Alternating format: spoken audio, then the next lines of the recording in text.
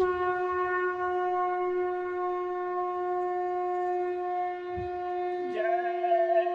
गुरुदेव। जय गुरुदेव।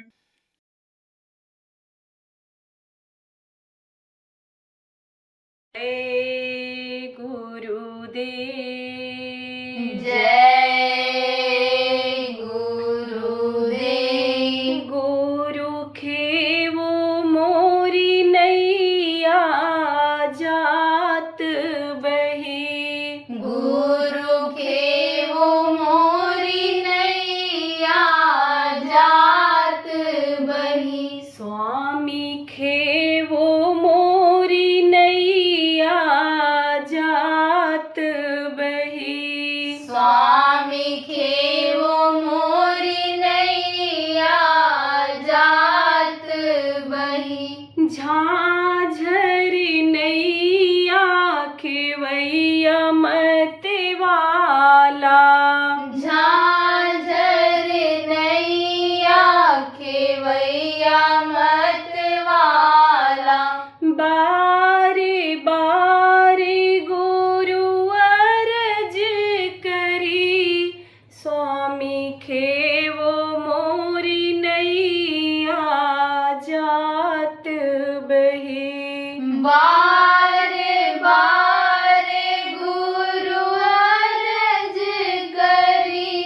स्वामी खेवो मोरी नैया जात बही। गहरी नदिया गम बहे धरवा।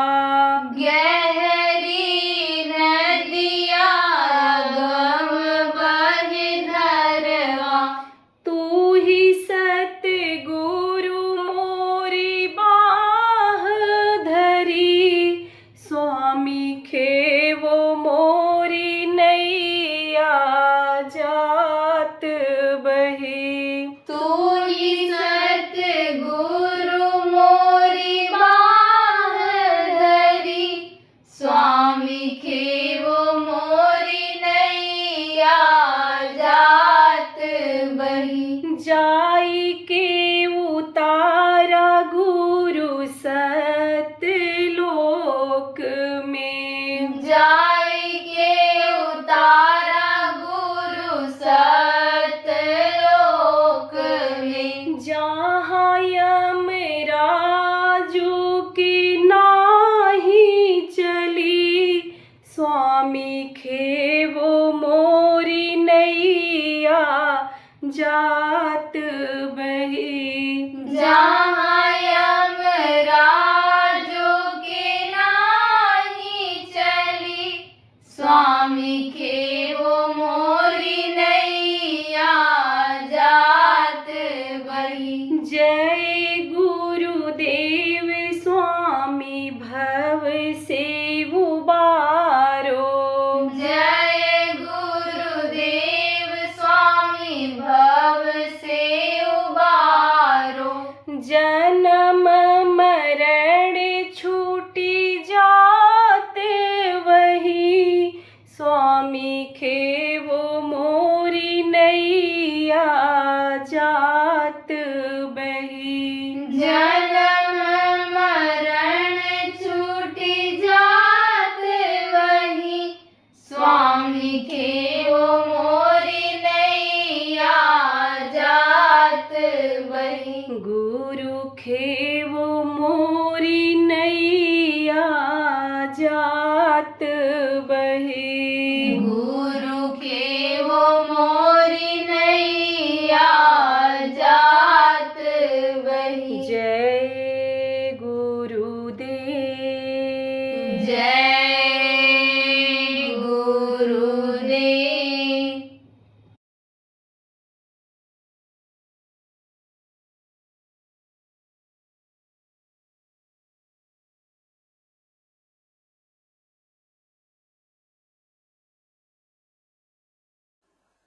एक ऋषि थे, तपस्या कर रहे थे। तो ऐसी बड़ी तपस्या उनकी कि जो देवताओं के राजा हैं इंद्र घबरा गए। तो भेजा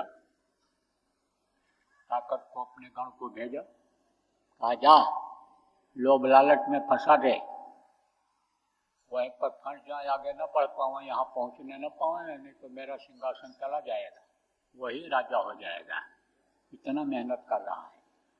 अब वो गया, गण खड़ा हुआ सामने और कहा आज मैं आपको कुछ देने आया हूँ।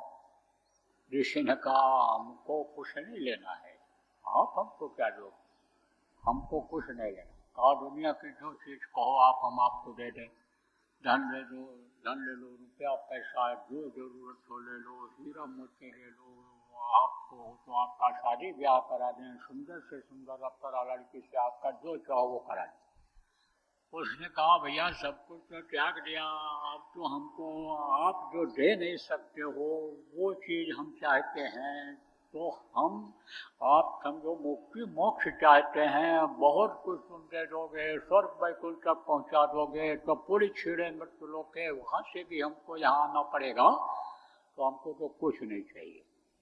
बोला नहीं हम देख कर जाएंगे आप। अरे भैया ले जाओ जो तुम्हारे पास है, हमको चाहिए ही नहीं। कहाँ जाओ, मैं तुमको देख के जा रहा हूँ। क्या देख के जा रहे हो, क्या देख के जा रहे हो? अरे देख के जा रहा हूँ कि तुम मुर्दा को छू लोगे, मुर्दा को देख लोगे तो जिंदा हो जाएगा। और कह करके जाने लगा। तब कहा सुनो सुनो सुनो सुनो, अब दे दो, अब बेटा दे दो, क्या दे दो, क्या मांगो मांगो, जो मांगने देने के लिए बोला गढ़, तो मांगो मांगो, हमको देने के लिए आए, यहाँ से नहीं आए, हम ऊपर से आए हैं, भेजे गए हैं, हम गण आए, हम देने के लिए आए, पूरी पावर लेकर के आए हैं, हमको भेजा गया पावर लेकर के कि जाओ तुम जो वो मांगे दुनिया की चीज को दे दो। तो क्या चाहते हो बोलो? तब कहा हमारा गर्दन पीछे न घूमे। है गर्दन पीछे न घूमे? हाँ, तो गर्दन पीछे क्यों न घूमे, ये क्यों मांग रहे हो? तब कहा अगर मेरी नजर पड़ जाए मुर्दा के ऊपर और वो जिंदा हो जाए तो उसको मैं देख न पाऊं, देखूंगा तो मुझे अहंकार हो जाएगा, इसलिए अगर मान लो सम्मान भी मिल जाए, काम ऐसा बन जाए इस शरीर से, इस मन से ऐसा काम बन जाए, जो धन अपने पास है उससे ऐसा कोई काम बन जाए, तो आप ये समझो कि उसकी खुशी नहीं होनी चाहिए। वो तो गुरु की दया समझनी चाहिए, प्रभु की कृपा समझनी चाहिए कि उसने इस शरीर को इस लायक बनाया कि जैसे इस काम में, परमार्थ के काम में हमारा शरीर लग गया। उसने हमको जो ये धन दिया, धन हमारा खर्चा हो गया, मन हमारा निर्मल किया उस प्रभु ने, गुरु ने, कि जैसे हमारा मन लग गया इस अच्छे काम। और अगर निंदा कर दे कोई, अगर बुराई कर दे कोई, तो समझ लेना चाहिए कि निंदक नेरे राखिए, आंगन कुटी छवाए, बिन साबुन पानी बिना और निर्मल धोत सुभाए। कहते हैं कि निंदक को आंगन में रखना चाहिए, निंदक को साथ रखना चाहिए कि निंदा कर कर करके, निंदा कर कर करके जो भी जान अनजान में बुरे कर्म बन गए हैं, उन कर्मों को वो चाट ले, वो बांट ले। तो कहते हैं निंदक को सामने रखना चाहिए। तो निंदा बुराई करने वाले से दुश्मनी नहीं करनी चाहिए, समझ लेना चाहिए कि हमारे कर्मों को ये काट रहा है, हमारा लेना देना अदा हो रहा है। तभी तो कहा गया ना कि भक्ति ऐसी कीजिए जान सके न कोई, मेहंदी जैसे पात में लाली रही दुब कोय। भक्ति ऐसी करनी चाहिए कि कोई देख न पाए। किसकी भक्ति करनी की जाती है? गुरु की भक्ति सबसे पहले की जाती है। गुरु जो नाम राम देते हैं, गुरु जो रास्ता बताते हैं, उसके लिए सुमिरन किया जाता है, ध्यान किया जाता है, भजन किया जाता है। तो कहाँ किया जाता है? चौराहे पर बैठ करके सबके सामने आँख खोल करके माला जपा जाता है, छिपा करके, ऊपर से कपड़ा डाल करके, एकांत खोज करके तब किया जाता है, शांत प्रिय जगह पर तब किया जाता है। तो भक्ति कुछ भी करनी हो तो जैसे मेहंदी का पत्ता होता है, अब इधर मेहंदी बरसात हुई है तो वो पत्ता मेहंदी का पेड़ निकालेगा तो ये देवियाँ ये बच्चियाँ लाती हैं उसको पत्ते को, तो उसमें लाली दिखाई पड़ती है नहीं। जब उसको बटती हैं, पीसती हैं और उसको लगाती हैं हाथ के ऊपर, बदन पर लगाती हैं, तब वो लाली ऐसी होती है कि समझो कि बहुत दिन तक बनी रहती है, खत्म जल्दी नहीं होती है। तो जैसे ऐसे मजबूत चटक, जिसको कहा गया चटक रंग, जैसे अंदर में गुरु का रंग जब चढ़ जाता है तब वो नहीं उतरता है, ऐसे ये बाहर से जो मेहंदी लगाते हैं चटक रंग जिसको कहते हैं, वो मेहंदी का ऐसा होता है कि अब तो नहीं छूटता है, महीना भर ऐसे कैसे बना रहता है। जैसे मेहंदी लाली को डुबोए है, ऐसे भक्ति को अंदर में इकट्ठा करना चाहिए, भक्ति की ताकत इकट्ठा करना चाहिए। तो जो भी महात्मा बने, सब लोगों ने गुरु किया और गुरु भक्ति किया, गुरु के आदेश का पालन किया। तो जब गुरु के आदेश का पालन करने लग गए राजा के नौकर के वो गुरु, तब गुरु खुश हो करके उनको आदेश दे दिए अब तुम जीवों का काम करो, और पावर दे दिया, खजाना दे दिया अंदर से। तो उनको कोई लोभ लालच नहीं रह गया। उनके लिए तो जो इच्छा कीन्ही मन माही, और हर प्रताप का दुर्लभ नहीं। जिस चीज की जरूरत पड़ती, कल जरूरत है तो वो चीज आज हाजिर हो जाती थी। वो तो ड्यूटी लगा दी जाती है किसकी? चीनी लोगों की, रिद्धि सिद्धि की, अड़वा गड़वा महिमा लगमा, ये जो सिद्धियां हैं इनकी ड्यूटी लग जाती है कि कोई दिक्कत नहीं होनी चाहिए भगत को हमारे। तो शरीर को कष्ट अगर होता भी है तो कर्मों के अनुसार होता है, चाहे उससे कोई कर्म बन जाए, चाहे दूसरे का कर्म ले ले, दूसरे का कर्म आ जाए। देखो ब्रह्म, अभी बैसाख जेठ का महीना था तो ये जो बड़ी बड़ी घास थी ये सब जल गई, लेकिन जो दूब घास है जमीन में रहती है, जमीन से चिपकी हुई रहती है, वो कभी भी नहीं गलती है। कान नानक नन्हे होए रहो, जैसे घास में डूब और घास जल जाएंगी तो डूब खोदती खो। यह उदाहरण देकर इसलिए समझा रहा हूँ कि किसी तरह से आपके समझ में आ तो जाए, और नहीं तो यहाँ अगर मान लो समझ में आ गया तो जब लौट करके जाओगे और किसी को इन बातों को बताओगे तो वो तो कहेगा यह मनगढ़ंत तो बात बाबा कह रहे हैं, ये चीज़ कहीं लिखी हुई नहीं मिलती है। और जब उदाहरण दे करके समझा दोगे, वहाँ लिखा है, इन्होंने कहा, उन्होंने बताया, तब उसको भी विश्वास हो जाए। इसलिए उदाहरण देकर सब समझा रहा हूँ। तो निर्बंध कौन होते हैं? संत होते हैं। गुरु महाराज जैसे संत आपको मिले प्रेम, अब वही आपको बंधन से छुड़ा सकते हैं। और ये मनुष्य शरीर दोबारा फिर मिलने वाला नहीं, इसको तो आपको एक न एक दिन छोड़ना पड़ेगा। और ये अगर उम्र से आप हार गए तो आखिर वक्त में हारे जुआरी हो जाओ। हारे जुआरी किसको कहते हैं? जुआ खेलने के लिए जाता है जुआरी कि जीत करके आएंगे, और जब हार जाता है तब सिर नीचे करके ऐसे चला आता है, ऐसे नीचे सिर कर, तो हारे जुआरी हो जाते हैं। कब? जब उम्र बहुत कम रह जाती है, बुढ़ापा जब आती है तो बुढ़ों से पूछो। अरे बुढ़ों क्या पूछोगे, मैं भी बुढ़ा हूँ, मेरे से ही पूछ लो। उस वक्त पर कुछ नहीं हो सकता। उस वक्त पर हाथ पैर आँख कान ये सब ढीले पड़ जाते हैं, कुछ नहीं हो सकता बुढ़ापे। इसीलिए कहा गया कर ले निज काज जवानी में, इस 2 दिन की जिंदगानी में, जब तक ये शरीर चल रहा है तब तक अपना यहाँ के लिए नहीं कुछ वहाँ के लिए भी कर लो। अब आप यहीं के लिए सब कुछ करने में लगे हुए हो, वहाँ के लिए नहीं करोगे तो कितना भी समर्थ गुरु होते हुए भी जब उनके आदेश का पालन नहीं करोगे तो कैसे पार हो पाओ? फिर दूसरा जन्म लेना पड़ेगा, और जन्मने और मरने की पीड़ा बर्दाश्त करनी पड़ेगी। दर्द बहुत होता है मरते समय भी, और बच्चा भी देखो रोता हुआ पैदा होता है, तकलीफ होती है। चाहे मनुष्य का बच्चा हो, चाहे गाय बैल भैंस का बच्चा हो, चाहे कीड़ा मकोड़ा का बच्चा हो, और चाहे पशु पक्षी हो, जब मरने लगता है या पैदा होता है तकलीफ सबको होती है।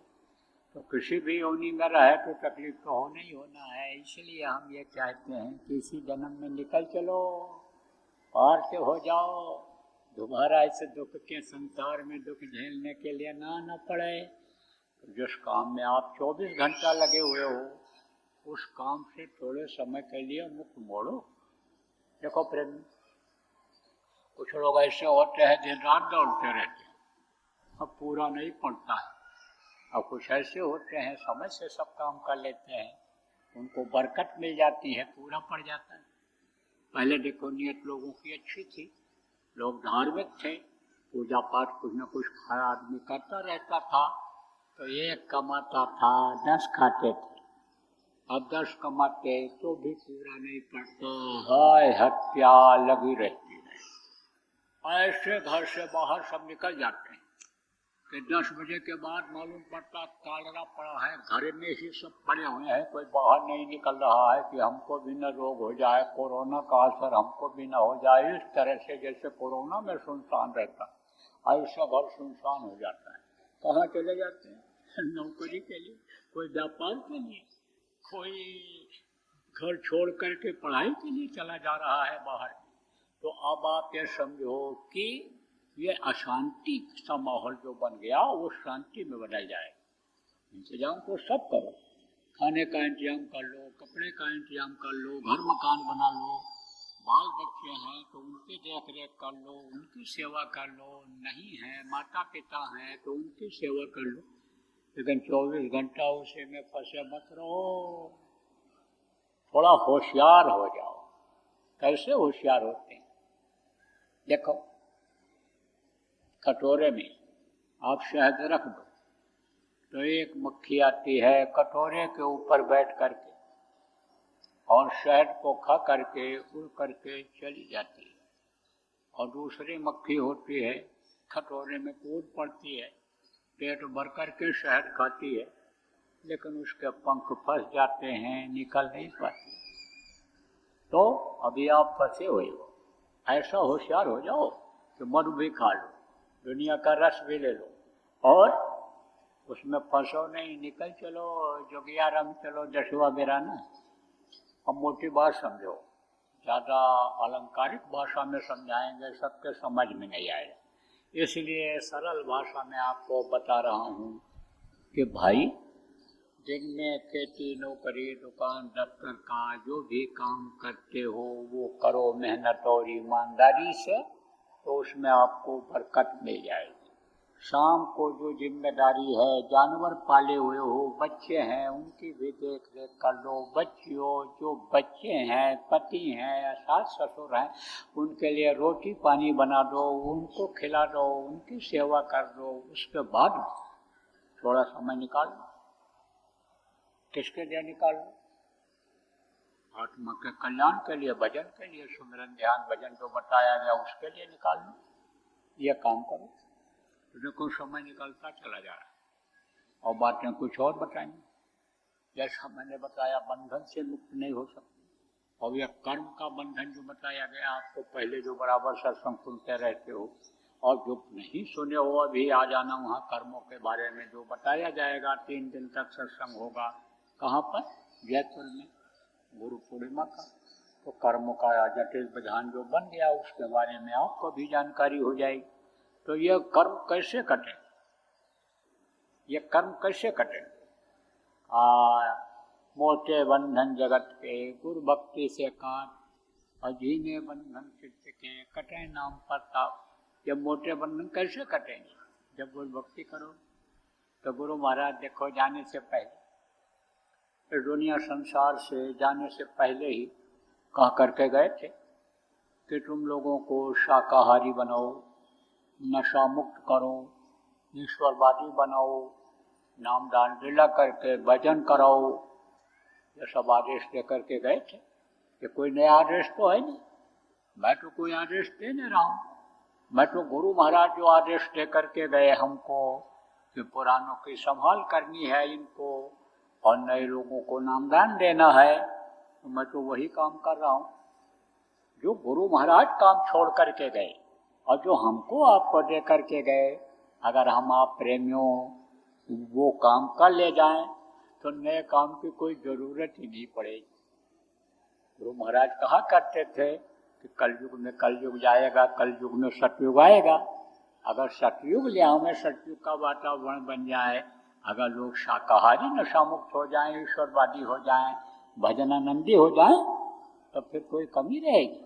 कोई कमी नहीं रहेगी, किसी भी चीज़ की दिक्कत नहीं रहेगी, क्योंकि सतयुग में कोई भी मांसाहारी शराबी नहीं होगा, कोई भी व्यभिचारी नहीं होगा, कोई मांस मछली अंडा शराब की दुकान नहीं होगी, तो प्रचार की क्या जरूरत होगी? कोई भी व्यभिचारी बुरे आदमी नहीं रहेंगे, या तो सुधर जाएंगे या तो उनकी सफाई हो जाएगी, तब तो कोई काम ही नहीं रह जाएगा। तो वही काम अगर कर ले जाओ, लोगों को आप अगर बचा ले जाओ, सतयुग देखने के लायक बना ले जाओ, तो फिर कोई काम की जरूरत ही नहीं रही। तो गुरु महाराज ये आदेश दे करके गए थे, कोई मेरा आदेश तो है नहीं, तो इस काम में भी लगना ही गुरु भक्ति है, इस काम का लगना ही गुरु भक्ति है। तो यह तो मोटा बंधन है। और जीना बंधन कौन सा है? ये जो चार शरीर में जीवात्मा बंध है, स्थूल शरीर, लिंग शरीर, सूक्ष्म शरीर और कारण शरीर, उससे जब मुक्त होगी, निकलेगी, तभी तो ये अपने घर पहुंचेगी। तो वो किससे कटेगा? नाम के प्रताप से कटेगा। लेकिन ये मोटे बंधन ही में ही फंसे रहोगे, इसे बंधे रहोगे, तो जीना बंधन काट कैसे पाओ? इसलिए पहले इसको काटो। इसीलिए गुरु महाराज ने ही नहीं, जितने भी संत आए इस धरती पर, सब लोगों ने सेवा का विधान बनाया था। सेवा का विधान कैसी सेवा? तन की सेवा, मन की सेवा, धन की सेवा, ये तीन तरह की सेवा कहलाती है। तो इसका नियम बना दिया और सेवा करवाया अपने जीवों से, अपने भक्तों से, प्रेमियों से। उनके कर्मों को काटा, क्योंकि इसी से पाप बनते हैं, इसी से कर्म बनते हैं। शरीर के द्वारा, धन के द्वारा पाप हो जाता है, और मन का भी, मन से भी आदमी गलत सोचता है तो मन सा पाप लग जाता है। तो ये जब सेवा इनसे की जाती है तब ये कर्म करते हैं, और कर्म जब करते हैं तभी बंधन से मुक्ति होती है। तो हमेशा काटने का मौका नहीं रहता है। देखो बच्चियों, रोटी बना के सबको खिलाती हो घर में और सब इंतजाम करती हो। लकड़ी नहीं है तो लकड़ी लाई, पानी नहीं है तो पानी लाती हो, आटा नहीं है तो गेहूँ पिसवा करके आटे का इंतजाम करती हो। तो ये तो रोज का काम है, ये तो रोज की सेवा है। लेकिन जब शादी ब्याह होता है, जब कोई घर में मुंडन छेदन होता है, कोई और काम होता है, तब ज़्यादा सेवा का मौका रहता है। उसमें मेहमान लोग आते हैं, उसमें पड़ोसी आते हैं, उनको खाना खिलाना पड़ता है, उनको उनका ध्यान रहने के लिए रखना पड़ता है, उसकी व्यवस्था करनी पड़ती है। तो वो मौका कभी कभी आता है। सेवा तो आप लोग करते रहते हो, त्रयोदशी को भंडारा करते हो, पूर्णम को भंडारा करते हो, ऐसे भी आप असहायों को भोजन कराते रहते हो, चारे में कंबल बांटते रहते हो गरीबों को, और भी दवा वगैरह आप बंटवाते रहते हो, करते रहते हो। जगह जगह अस्पताल प्रेमियों आपने बना रखा है, सब ये तो सब काम करते ही रहते। लेकिन अब जहाँ लाखों आदमियों की भीड़ होगी, वहाँ तो भोजन की अलग से व्यवस्था बनानी पड़ेगी। मान लो 400 आदमी, 500 आदमी, 1000 आदमी को बना के आप रोज खिला देते होगे, वहाँ तो लाखों आदमियों की व्यवस्था करनी पड़ेगी, वहाँ तो रहने के लिए लाखों लोगों की व्यवस्था करनी पड़ेगी। तो यह सेवा का मौका कभी कभी मिलता है। अब इसमें ज़्यादा लेना देना अदा हो जाता है, कर्मों की अदायगी ज़्यादा हो जाती है इसमें। आपको ये नहीं पता है कि पिछले जन्म में हम कहाँ थे, पिछले जन्म में आप कहाँ थे, ये नहीं पता है। आप कहीं रहे होगे, अब जिसके यहाँ रहे थे और कर्जा आप नहीं अदा कर पाए, और वो कर्जा लगा रहेगा कर्मों पर, तो इस जन्म में अदा करना पड़ेगा। लौट लौट 84 आया, लौट लौट करके आना पड़ता है कर्जा अदा करने के लिए। तो महात्मा लोग क्या करते हैं, ऐसे जमात इकट्ठा करते हैं, तो उसी में कर्जा अदा करा देते हैं। कोई सब्जी ले आता है, कोई आटा ले आता है, कोई बना देता है, कोई चौका लगा देता है, सफाई कर देता है, कोई टाट पुट्टी बिछा देता है, कोई परोस देता है, कोई खिला देता है, तो उसी में कर्जा अदा हो जाता है। अब कर्नाटक, आंध्रा, तमिलनाडु और अमेरिका, फ्रांस, जर्मनी और वहाँ से जो लोग सत्संग के कार्यक्रमों में आते हैं उनको खिलाने के लिए आप जा पाओगे वहाँ। लेकिन अगर भंडारा आप चला दोगे, बना दोगे आप, परोस दोगे आप, तो कर्जा अदा होगा कि नहीं होगा? कर्जा अदा हो जाएगा। एक कर्ज अदायगी का बड़ा अच्छा मौका रहता है। तो देखो प्रेम, गुरु पूर्णिमा आ रही है। गुरु पूर्णिमा आपके यहाँ होने वाली थी। प्रेमी बड़े भाव से कहे मेरे पास, दरख्वास्त भी दिया, पहले भी दरख्वास्त दिए थे, फिर दरख्वास्त दिया। अभी हमारा इधर राजस्थान का कार्यक्रम चल रहा था, जोधपुर में पहुँचे और फिर सरदार शहर में पहुँचे, लेकिन समझ लो मौज नहीं थी। इसकी वो मालिक की मौज होती है तभी होता है, तभी होता है। अब मौज कहाँ की हो गई? मौज मालिक की हो गई जयपुर में गुरु पूर्णिमा करने की। लोगों की ज़्यादा इच्छा थी, भारी इच्छा थी। किसकी? जयपुर वालों की भी थी। और आप ये समझो कि दूसरे प्रांत के लोगों की भी थी कि ये यानी मुख्य जगह है, सेंटर पड़ता है, बीच में पड़ता है, साधन सुविधा ज़्यादा है और यहाँ हर चीज़ की सुविधा है। सब सामान जो चाहोगे मिल जाएगा, व्यवस्था सब हो जाएगी। तो उसके पास तक समझ लो अर्जी ये पहुँच गई मालिक के पास, ज़्यादा लोगों की, तो वहाँ की मंजूरी हो गई और वहाँ पर होगा। लेकिन हम ये चाहते हैं कि जो भाव आप लोगों के बने हुए थे वही भाव अगर बने रह जाएंगे और यही आप सोच लोगे कि भाई हमको कराना है, हमको ज़्यादा से ज़्यादा उसमें भागीदार बनना है, हमको अपना कार्यक्रम समझना है, तब तो खाली जगह ही तो बदली है।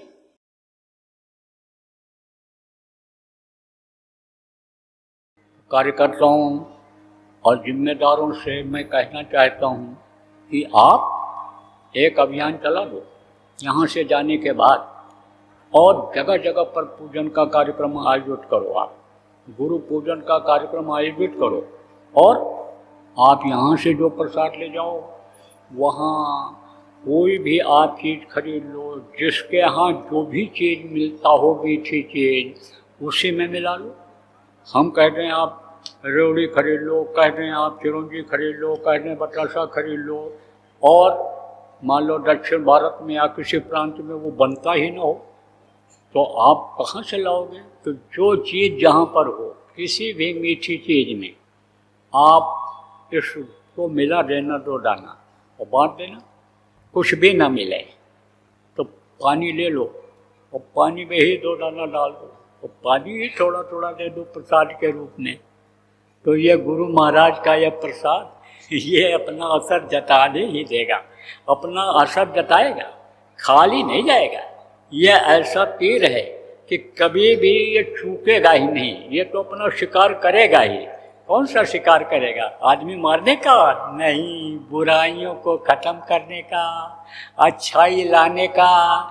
यह शिकारी है, ये प्रसाद शिकार करेगा, लोगों को अच्छा बनाएगा, लोगों का दिल दिमाग भावना बदलेगा। तो आप इसका अभियान चलाओ। जय गुरुदेव।